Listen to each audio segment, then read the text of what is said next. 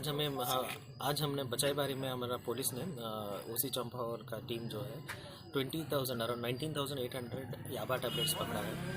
एक गाड़ी भी सीज किया है, आल्टो कार। ये दो लड़के हैं, इसका नाम है असादुद्दीन और जाकिर हुसैन। ये दोनों आसाम का लड़के हैं। ये आसाम का बाजारी चरा आसाम खतालतली, यहाँ से ये लोग ड्रग स्मगलिंग कर रहे थे।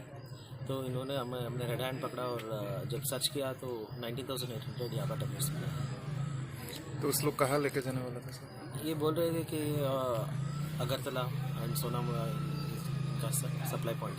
कोई सप्लाई वाला का नाम पता है? उनको अभी इन्वेस्टिगेशन जारी है, तो हम लोग ट्रैक कर रहे हैं क्या है इसका।